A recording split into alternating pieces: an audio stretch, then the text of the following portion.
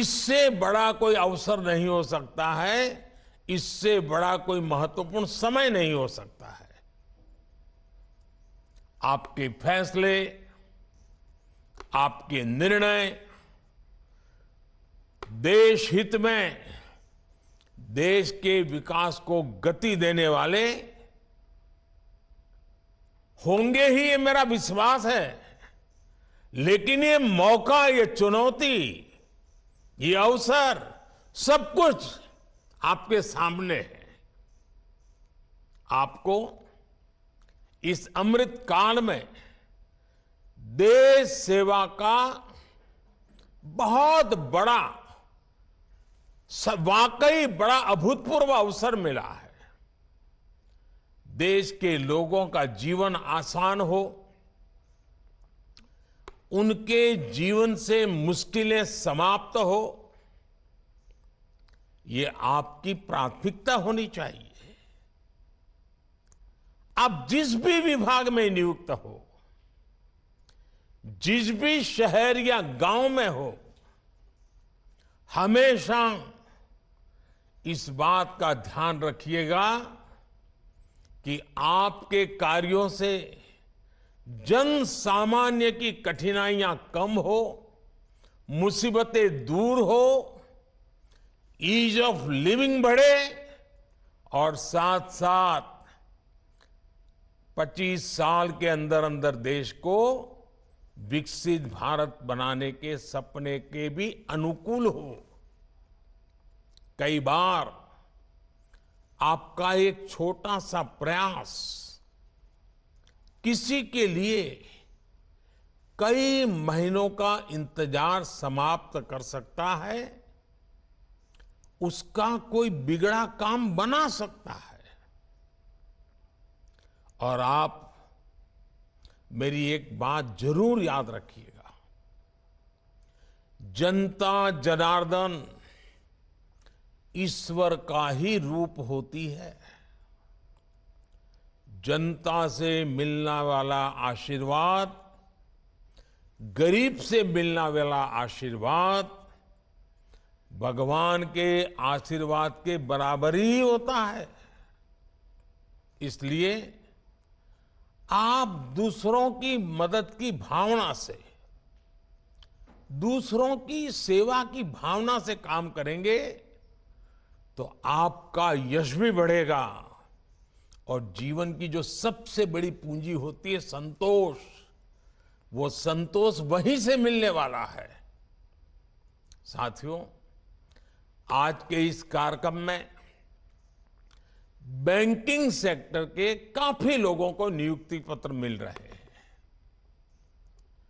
अर्थव्यवस्था के विस्तार में हमारे बैंकिंग सेक्टर की बहुत बड़ी भूमिका होती है।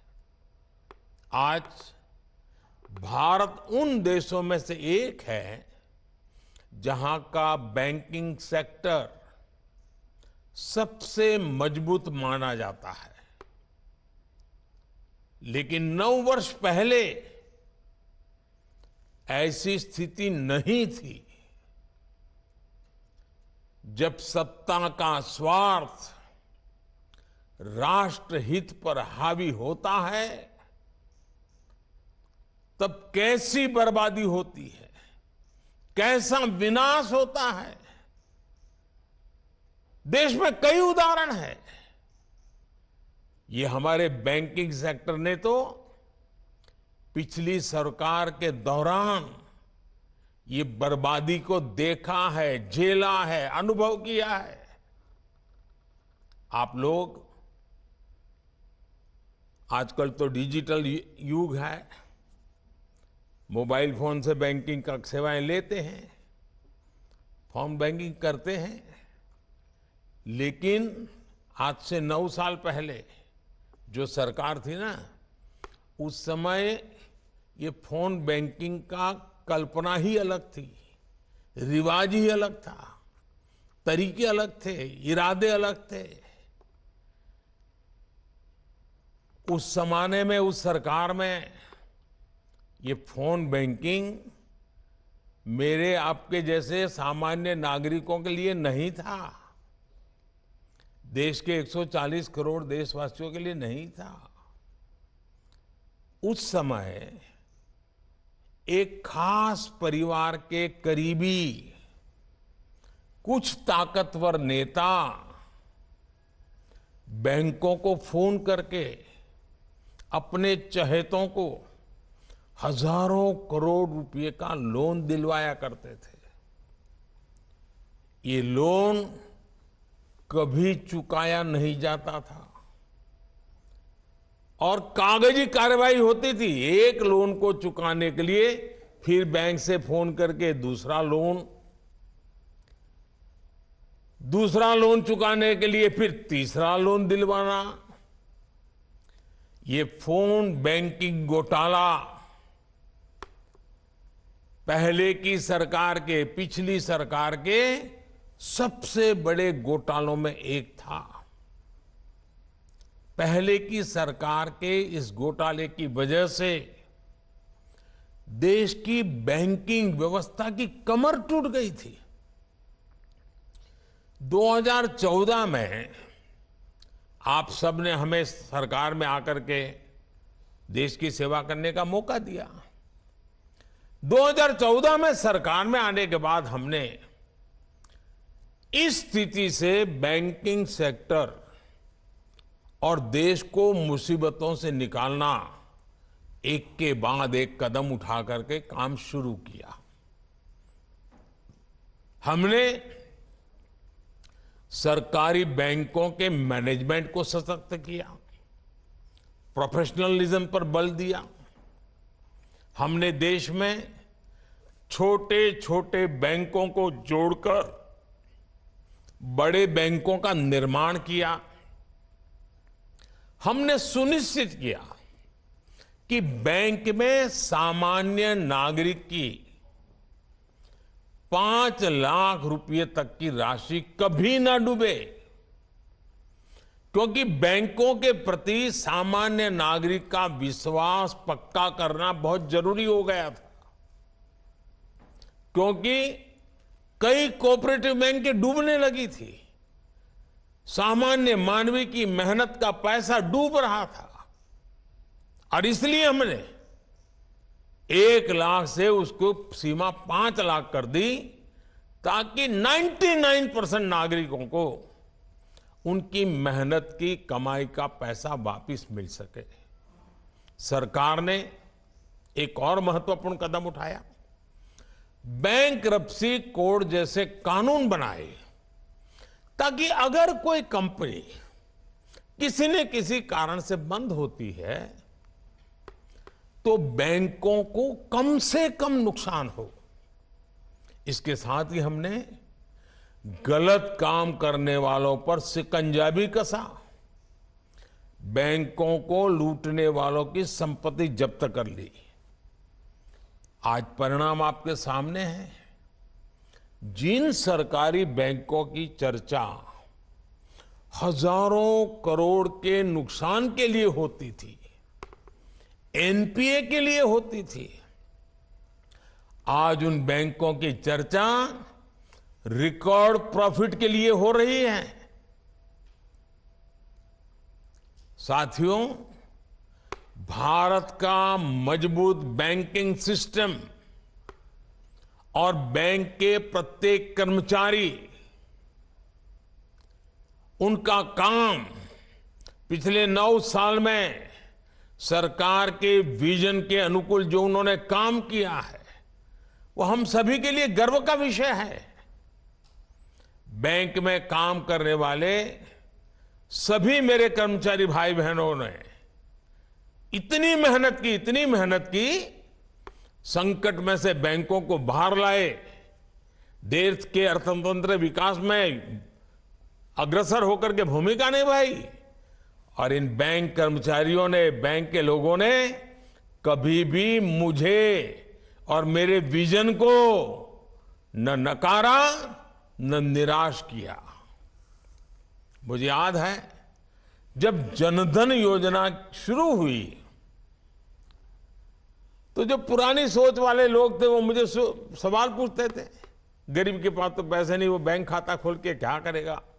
बैंकों पे बर्डन बढ़ जाएगा, बैंक का कर्मचारी कैसे काम करेगा, भांति भांति के निराशाएं फैलाई गई थी।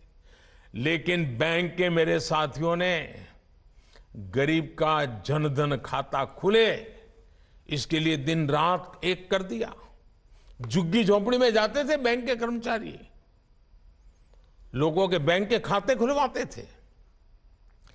अगर आज देश में करीब 50 करोड़ जनधन बैंक खाते खुले हैं तो इसके पीछे बैंक में काम करने वाले हमारे कर्मियों का परिश्रम है, उनका सेवा भाव है। ये बैंक कर्मियों की मेहनत है जिसकी वजह से सरकार कोरोना काल में करोड़ों महिलाओं के बैंक खातों में सीधे पैसे ट्रांसफर कर पाई। साथियों, कुछ लोग पहले ये भी गलत आरोप लगाते हैं और लगाते रहे कि हमारे बैंकिंग सेक्टर में असंगठित क्षेत्र के लोगों को मदद करने के लिए कोई व्यवस्था ही नहीं है। पहले की सरकारों में क्या हुआ वो तो आप भली भांति जानते हैं। लेकिन 2014 के बाद स्थिति ऐसी नहीं है। जब सरकार ने मुद्रा योजना के माध्यम से नौजवानों के बिना गारंटी लोन देने की ठानी तो बैंक के लोगों ने इस योजना को आगे बढ़ाया। जब सरकार ने महिला सेल्फ हेल्प ग्रुप्स के लिए लोन अमाउंट को डबल कर दिया तो ये बैंक के कर्मचारी ही थे जिन्होंने ज्यादा से ज्यादा सेल्फ हेल्प ग्रुप को आर्थिक मदद पहुंचाई। जब सरकार ने कोविड काल में एमएसएमई सेक्टर को मदद करने का फैसला लिया तो ये बैंक कर्मचारी ही थे जिन्होंने ज्यादा से ज्यादा ऋण देकर एमएसएमई सेक्टर को बचाने में मदद की और 1.5 करोड़ से ज्यादा उद्यमियों का जिसका रोजगार जाने की संभावना थी उस छोटे छोटे उद्योगों को बचा करके 1.5 करोड़ से ज्यादा लोगों का रोजगार भी बचाया।